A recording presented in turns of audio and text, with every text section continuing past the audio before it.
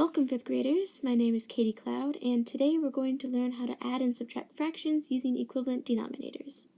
This lesson is important to learn because if you come across a problem where denominators are different, you need to know how to find equivalent denominators, so that makes it easier to add or subtract the fractions. Now let's get started. Bringing back the picture from the previous slide, you've probably seen all of these fractions before, and you know that it's easy to add fractions with the same denominator, such as 1/2 plus 1/2 is equal to 1. But what if the denominators are different? Say you have the problem 1/5 plus 1/3.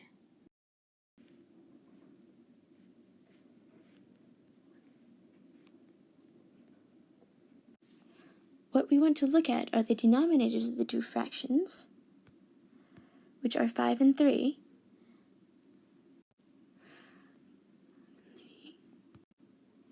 and we determine what number, and it's best to have a number that's not too big, that both 5 and 3 go into. In this case, the first number that we will find will be 15. Now we can start to write the fractions again, but this time with the common denominator of 15. The only problem is we don't know what to use for the numerators of the new 1/5 and the 1/3. So that's what we need to find next. Let's start with finding the new numerator for 1/5 with the denominator of 15. We know to use 15 because 3 and 5 go into it.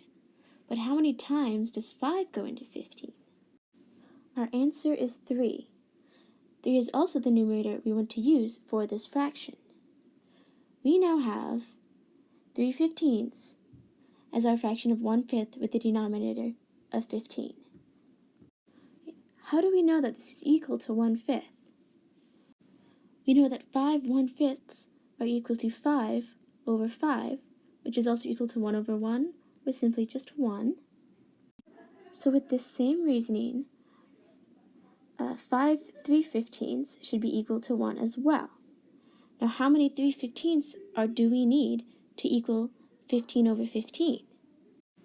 Which we know is also equal to 1 over 1, or just 1. What we want to look at is the numerator of our fraction, which is 3.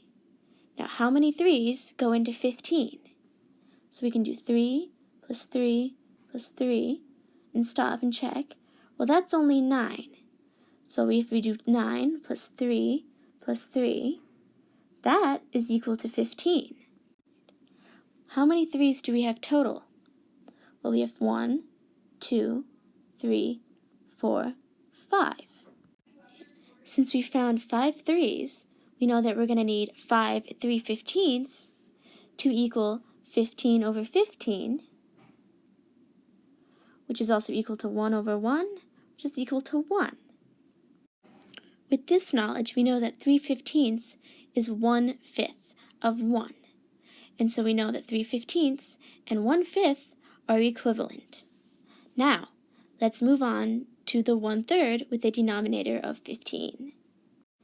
Now we want to use the same techniques we used to find the numerator of 1/5 with a denominator of 15. But instead of 1/5, we're going to be using 1/3. So how many times does 3 go into 15? Our answer is 5. And that will also be our new numerator of our 1/3 with a denominator of 15. Now how many times does 5 go into 15? So we can go 5 plus 5 plus 5, which is equal to 15.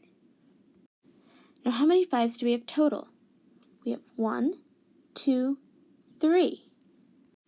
Since we found 3 5's, we know that we are going to need 3 5/15 to equal 15 over 15, which can be 1 over 1, or just 1. We also know that we need 3 1/3 to equal to 1, meaning 5/15 and 1/3 are equivalent fractions.